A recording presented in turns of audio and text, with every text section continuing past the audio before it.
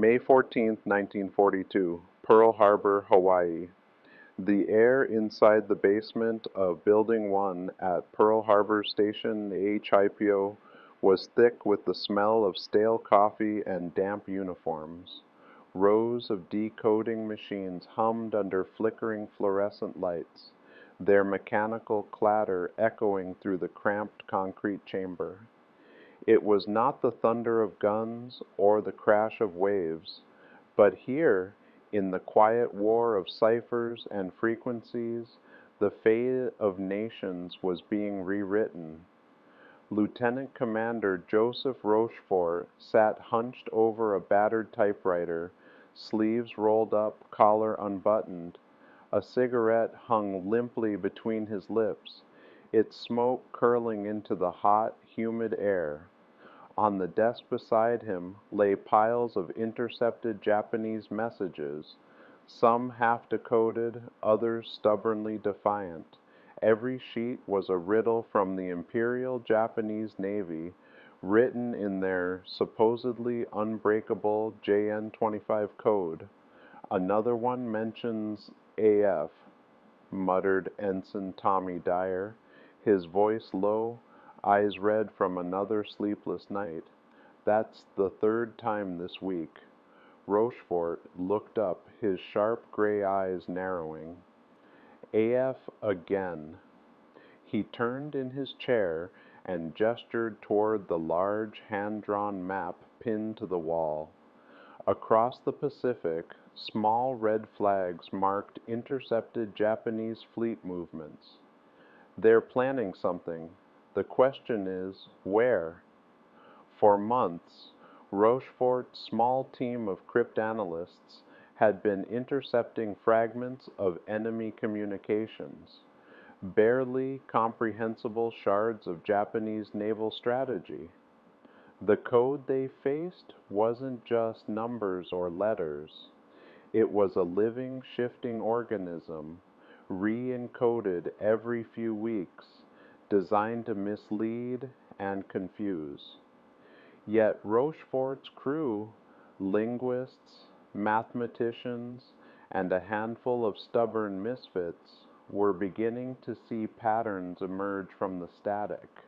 A young operator wearing headphones suddenly looked up. "New intercept, sir. Tokyo to all fleet units. Mentions preparations for AF." The room fell silent. Rochefort took the sheet, scanned it quickly, and frowned. AF again. He tapped his pencil against the map, stopping over Midway Atoll, a tiny speck in the center of the Pacific, barely 2 miles wide. Could this be it? Lieutenant Commander Jasper Holmes, Rochefort's second in command, leaned closer. It makes sense strategically, halfway between Hawaii and Japan. But Washington's analysts think it's the Aleutians. Rochefort exhaled slowly. Washington's analysts, men in pressed uniforms far from the sweat and radio static of Pearl Harbor, dismissed many of his hunches as intuition. But intuition was what had saved his team during the Pearl Harbor aftermath, when others had drowned in procedure. Outside, the distant thrum of American patrol planes echoed over the harbor. Inside, the only sound was the rhythmic tapping of typewriters and the faint hum of decoding machines. Rochefort turned to Holmes. "If AF is Midway, and the Japanese are planning an attack, we have to prove it." "How?" Holmes asked. Rochefort cracked a thin smile. "By making them tell us themselves." The plan forming in his mind was risky, even absurd. They would plant false intelligence, a baited hook in the vast ocean of enemy radio traffic. If the Japanese took it, if they revealed what AF truly meant, then the U.S. would finally know where to strike. But time was running out. The Japanese fleet was on the move, and every hour they spent arguing with Washington was another hour closer to a devastating ambush. Rochefort stubbed out his cigarette, grabbed his hat, and said quietly, "Gentlemen, let's make Tokyo talk." He didn't yet know it, but in a few short weeks, this gamble would decide the fate of the Pacific. May 19th, 1942, Pearl Harbor. The morning sun had just begun to rise over the palm trees outside Station HYPO, but the men in the basement hadn't seen daylight in days. Radio static crackled through the narrow room, and the faint smell of solder and machine oil hung in the air. Every operator sat rigid, headphones pressed tight, listening for a clue, any clue, that could confirm Rochefort's wild theory. "AF is Midway," Rochefort repeated under his breath. "We just need the Japanese to say it out loud." Holmes leaned over a sheet of paper, sketching ideas in the margin of an intercepted message. "We could send a fake radio transmission from Midway itself, something only the Japanese would overhear." Rochefort nodded. "Exactly. Something ordinary, something they'll think is genuine." By noon, the plan was in motion. Midway Atoll's garrison, barely a few hundred Marines and Navy personnel, was ordered to send an unencrypted radio message claiming their freshwater condenser had broken down, leaving the island short on drinking water. It was an innocent-sounding emergency, but Rochefort knew Japanese naval intelligence monitored every scrap of American communication. Hours later, the bait drifted into the ether, carried by invisible radio waves across the Pacific. Then came the waiting. For 2 long days, the team at HYPO continued to grind through code groups, translating fragments of Japanese communications that arrived by the minute. Eyes burned, fingers cramped. The machines never stopped. Then, late in the evening of May 22nd, an intercept came through from Tokyo to one of its forward bases. A young radio man handed it to Holmes, who scanned the page and froze. "Joe, you'd better see this." Rochefort took the paper. His eyes darted across the kanji. Then, slowly, a grin spread across his face. "AF reports water shortages." He slammed the paper down. "That's it. They took the bait. AF is Midway." The room erupted. Laughter, shouts, slaps on the back. Weeks of exhaustion vanished in an instant. They had done it. Against all odds, a group of sleepless civilians and a few Navy officers had cracked one of the most closely guarded secrets of the Imperial Japanese Navy. But the celebration was short-lived. Rochefort knew the fight wasn't over. Convincing Washington and Admiral Chester Nimitz was another battle entirely. The next morning, he drafted a report, careful and concise. It laid out every intercept, every pattern, every clue that led to the conclusion.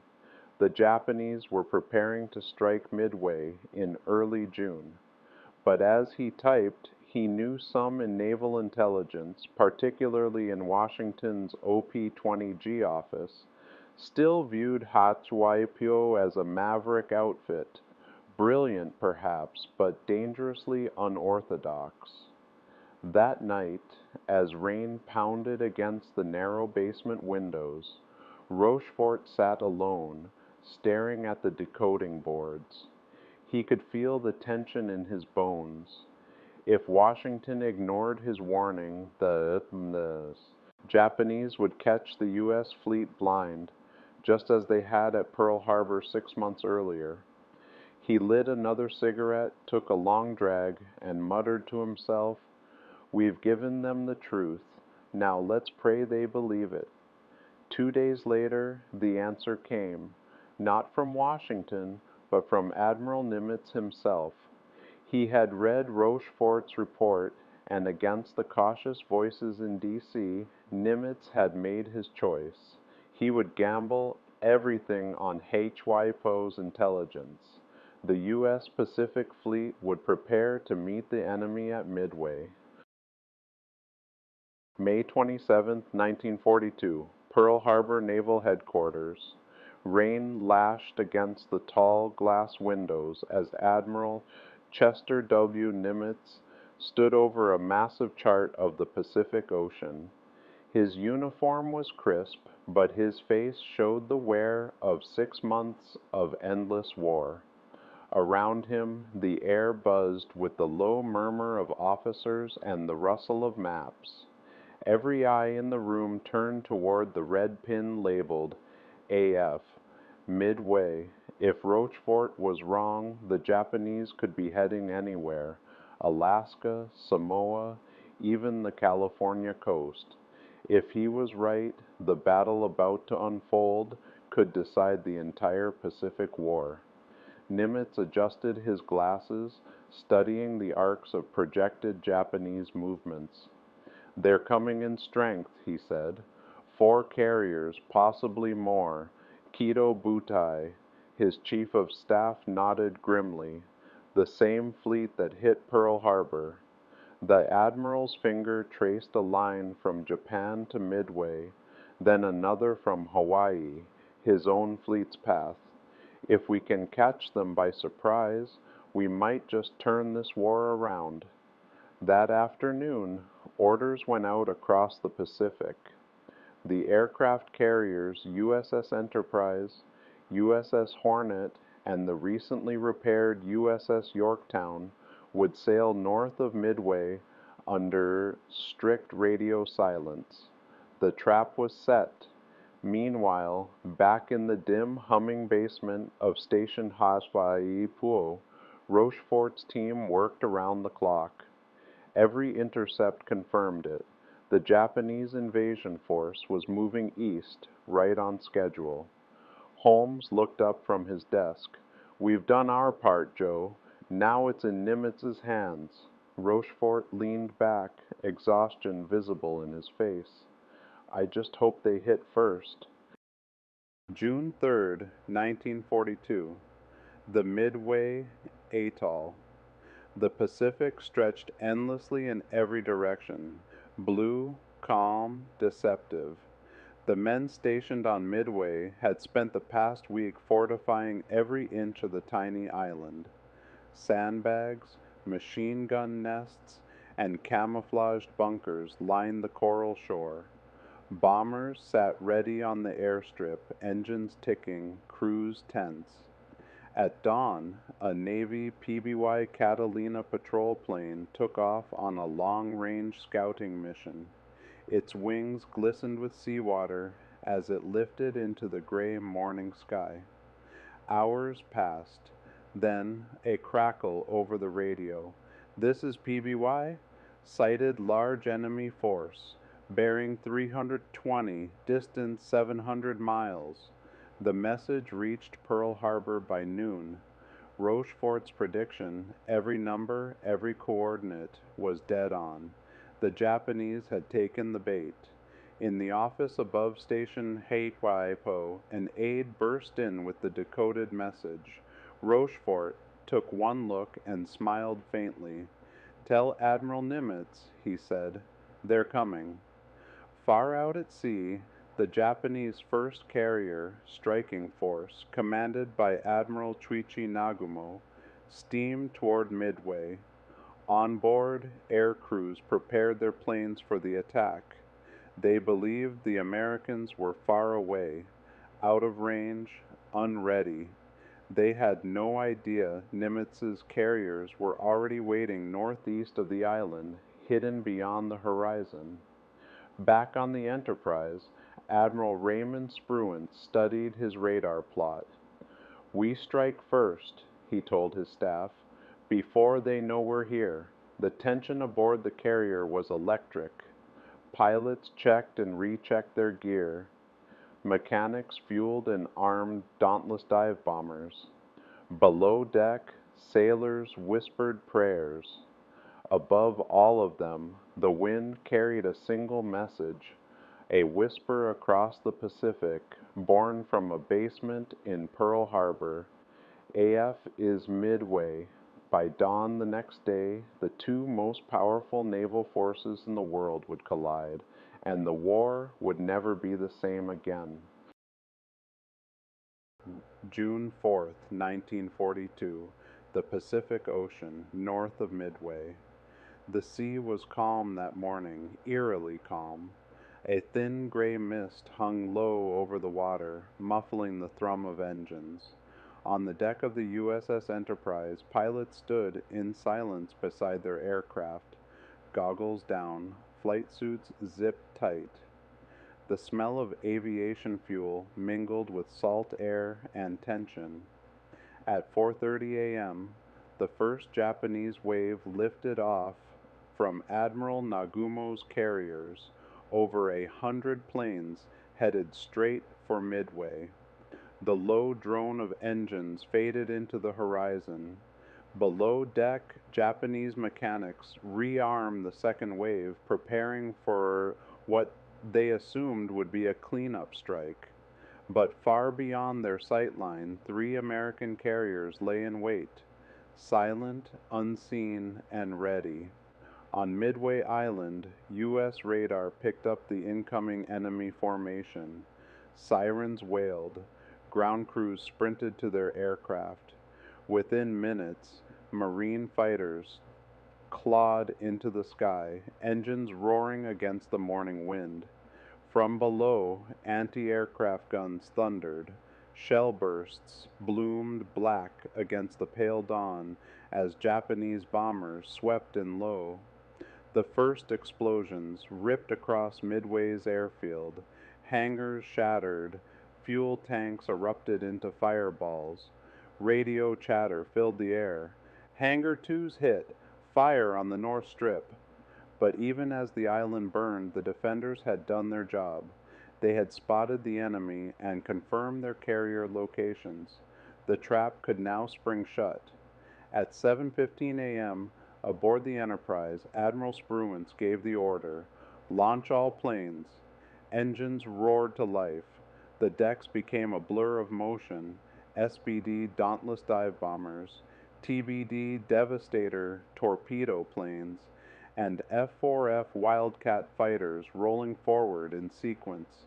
The air filled with the deafening thunder of takeoffs as each aircraft hurled itself into the mist, wings tipping under the weight of bombs and torpedoes.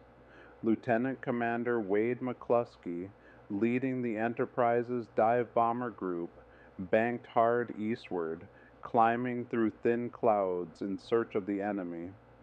Fuel was limited, and their target, Nagumo's fleet, remained elusive.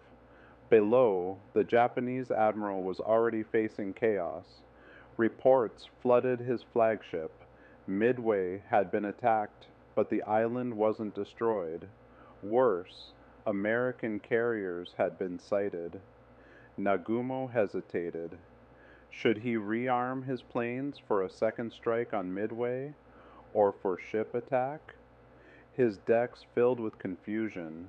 Bombs were swapped for torpedoes, then back again. The flight decks became death traps of exposed ordnance. Fuel lines snaked across the planks. One spark could destroy a carrier. At 10:20 a.m., McCluskey's fuel gauges were dangerously low. His squadron had been flying in circles for nearly an hour. Then, luck or fate, he spotted a lone Japanese destroyer racing through the waves. "Follow that ship," he ordered. "It's heading back to the fleet." Minutes later, the clouds parted, and there they were. 4 massive Japanese carriers glinting in the sun, their decks packed with fully armed aircraft. McCluskey keyed his radio. Enemy fleet sighted, commencing attack. At 10:22, the dauntless dive bombers rolled into their attack dives, sun blazing off their wings. Sirens screamed as they plummeted toward the carriers. Below, Japanese sailors looked up in horror. No fighters were in position to defend. Bombs fell like rain. One after another, they struck home. The Kaga, Akagi, and Soryu erupted in fire and smoke, massive explosions tearing through the decks as fuel lines and munitions ignited. The sky turned black with flame. Within minutes, 3 of Japan's 4 carriers were burning wrecks. From the Enterprise, lookouts cheered as columns of smoke rose on the horizon. The radio crackled with disbelief. Direct hits! Multiple carriers burning. Rochefort's team back in Pearl Harbor wouldn't hear the full details for hours, but the message would come through clearly enough. Their gamble had worked. The ambushers had become the ambushed.